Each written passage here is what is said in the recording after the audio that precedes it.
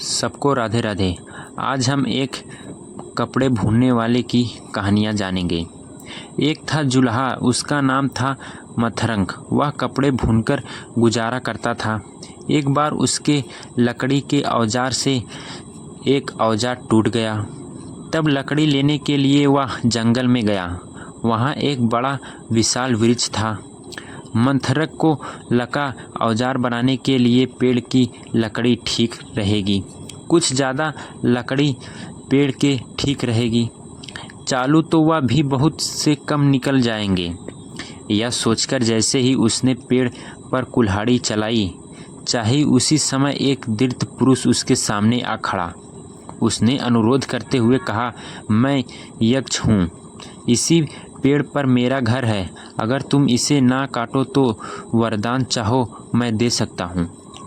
सुनकर मंथरंग जुल्हे ने खुश होकर कहा, ठीक है, पर मुझे थोड़ा सोचने का समय दे दीजिए।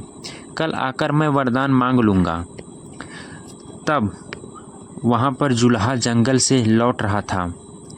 तभी रास्ते में उसे एक नाई मिला। उसका नाम था नकुल। वह मंथरंग का दोस्त था। नकुल बोला, क्यों भाई, आज बड़े खुश लग रहे हो, क्या बात है? इस पर मंथरंग जुल्हे ने बुरी घटना बता दी। फिर कहा, अब कौन सा वर मांगूं, मैं यही सोच रहा हूँ। नकुल ने कहा, इसमें सोचने की क्या बात है, अपने लिए राज्य मांग लो। राज्य के साथ ही सारी खुशियाँ खुद व खुद मिल जाती हैं। तुम्हें राजपाट मिलने तो मुझे मंत्री बना लेना, फिर हम खूब ठाठ से रहेंगे। इस जन्म का आनंद तो लेंगे, उस जन्म में भी खूब सुख पाएंगे। जुल्हा बोला, बात तो तुम्हारी ठीक है, पर मैं जरा घर जाकर पत्नी से चर्चा करता हूँ। नकुल ने कहा, देखो भाई, मुझे तो इसमें खतरा लग रहा है। कहीं ऐसा ना हो कि तुम्हारी पत्नी कोई एकदम अटपटी राय दे दे और तुम मुसीबत में पड़ जाओ। कई बार लोग पत्नी के कहने में आकर बड़े उटपटांग काम भी कर जाते हैं और उनसे उनकी बड़ी जगह हसाई होती है। इससे तो अच्छा है जो तुम्हें ठीक लगता है वह करो। इस पर मंथरंग जुल्हे ने कहा, कुछ भी हो, मैं एक बार पत्नी से सलाह जरूर करूँगा। वह बड़ी भली है, मेरा अच्छा बुरा समझती है और हमेशा अच्छी सलाह ही देती है।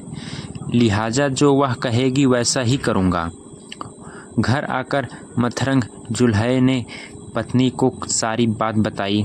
फिर कहा, मैं जंगल से लौट रहा था तो रास्ते में नकुल नाई मिला। उसने कहा था कि मैं यक्ष से अपने लिए राज मांग लूं। अब तुम जैसा ठीक समझो मैं वैसा ही करूँगा। सुनकर पत्नी ने कहा, अरे राज्य लेकर भला कौन सुखी हुआ है? राज्य के कारण ही बिना बात शत्रुओं के पंडित और हर बार मार काट चलती रहती है। इसी राज्य के कारण तो रामचंद्र जी को वनवास मिला। पांडव को भी क्या क्या तकलीफ नहीं झेलनी पड़ी। इस राज सत्ता के पीछे कितने ही लोग को अपने प्राणों से हाथ धोना पड़ा। राज्य होने पर भाई भाई का और मित्र मित्र का शत्रु हो जाता है और एक दूसरे की जान लेने में भी नहीं हिचकते। इसीलिए राज्य की बात तो छोड़ ही दो। मैं तो चाहती हूँ कि तुम अपने लिए एक और सिर मांगो जो पीछे की तरफ हो, साथ ही 2 और हाथ भी मांगो। तब तुम खूब मज़े से 4 हाथों से काम कर सकोगे। तो हाथों से जो काम करोगे उनसे हमारा गुजारा हो रहेगा। बाकी 2 हाथ की मेहनत जो धन उसे इकट्ठा करके रखते जाएंगे और फिर खूब धन हो जाएगा तो बड़े आराम से गुजारा बसर करेंगे। मंथरंग जुल्हे ने कहा, पत्नी को यह बात सच गई। अगले दिन वृक्ष के पास जाकर उसने अपने लिए पीछे की ओर एक सिर तथा 2 और हाथ मांग लिया। सुनकर यक्ष को कुछ अजीब तो लगा, पर उसने यह वर दे दिया। फौरन मंथरंग जुल्हे को पीछे की ओर भी एक सिर निकल आया तो हाथ भी और गए वह खुशी खुशी घर आ रहा था, लेकिन रास्ते में जैसे ही गांव वालों ने 2 सिर और 4 हाथ वाले इस विचित्र आदमी को देखा, उन्होंने उसे रज्ञास समझा और पत्थर फेंक फेंक कर मार डाला।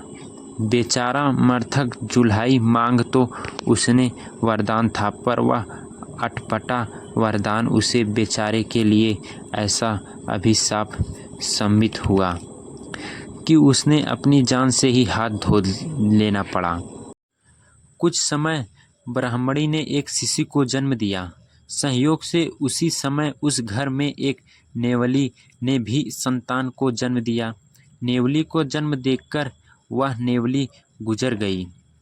तब ममता के वशीभूत होकर वह ब्राह्मणी उसे नेवले को बेटे के समान ही पालने लगी। नेवला भी माँ के समान ही उसे प्यार करता था, पर ब्राह्मणी के मन में हर समय यह आशंका रहती थी कि कहीं वह नेवला उसके बेटे को न खा ले। वह उस पर बिल्कुल यकीन नहीं करती थी, इसीलिए कहीं जाती थी तो पति से यह कहकर जाती थी, जब तक मैं ना लौटूं तुम कहीं जाना मत, यही शिशु के पास ही बैठना। एक बार की बात है, ब्राह्मण देवशर्मा शिक्षा मांगने के लिए जाने लगा। तब ब्राह्मणी को याद आया कि घर में पत्नी नहीं है। उसने कहा था, तुम थोड़ी देर रुको, मैं जल भरकर लाती हूँ, तब तक तुम बेटे के नज़दीक रहना या हटना मत, मैं पानी भरकर अभी आती हूँ। तो वहाँ पर ब्राह्मण पानी भरने के लिए गई तो नदी तट पर कुछ परिचित स्त्रियों भी मिल गईं। बातें चल निकलती, घर गृहस्थी की बातें के समय का कुछ पता ही नहीं चला। अचानक ब्राह्मणी को याद आया कि उसने जल्दी पानी भरकर ले जाना था, तो तेज कदमों से घर की ओर चली पड़ी। ब्राह्मणों ने देखा कि ब्राह्मणी को गए बहुत देर हो गया और अभी तक